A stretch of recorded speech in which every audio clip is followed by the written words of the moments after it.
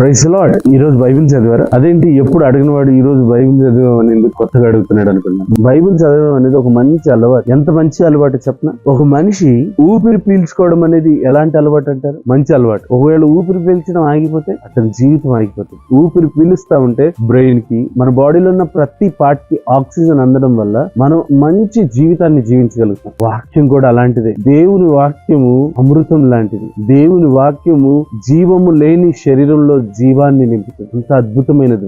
ఈ వాక్యం రాసేటప్పుడు ఒక్కొక్కరు ఒక్కొక్క భయంకరమైన పరిస్థితిలో ఉండి మనకు ఈ శ్రేష్టమైన విషయాలను అందించారు. అపోస్తలుడైన యోహాను ఒక అద్భుతమైన మాట చెప్పాడు. ఆయన రాసేటప్పుడు వాళ్ళ అనుభవాలు చాలా శ్రేష్టమైనవి. వాళ్ళు విరగ్గొట్టబడ్డారు, కొట్టబడ్డారు, తోసివేయబడ్డారు, చంపబడ్డారు. అలాంటి పరిస్థితుల్లో ఇలాంటి అద్భుతమైన విషయాలు రాశారు. మొదటి యోహాను రాసిన పత్రిక 1వ అధ్యాయము 4వ వచనంలో, మన సంతోషము పరిపూర్ణమౌటకై మేము ఈ సంగతులను రాయిచున్నాము. ఈ భూమి మీద పరిపూర్ణమైన సంతోషం మనకి ఎక్కడ దొరకదు. కంప్లీట్ హ్యాపీనెస్ రిలేషన్షిప్ లో కావచ్చు, అలవాట్లలో కావచ్చు, వ్యసనాల్లో కావచ్చు, సినిమాల్లో కావచ్చు, అది ఏదైనా కావచ్చు. ఒక పరిపూర్ణమైన సంతోషం అంటే కంప్లీట్ ప్యాకేజ్ అనేది దొరకదు. ఒక సంతోషం ఇక్కడ ఉందంటే అది ఇంకో చోట ఉండదు. కానీ దేవుడిచ్చే మాటలు మనల్ని ఎప్పుడు సంతోషభరితులుగా నింపుతాయి, మనల్ని ఆనందభరితులుగా మారుస్తాయి. దేవుని వాక్యం మనలో ఉన్నప్పుడు మనం నిత్యం సంతోషం చేత నింపబడతాం. అపోస్తలుడైన పౌలు జైల్లో బంధించబడినప్పుడు, ఆయన రక్తాలు కారుతున్నప్పుడు దేవుణ్ణి సంతోషంగా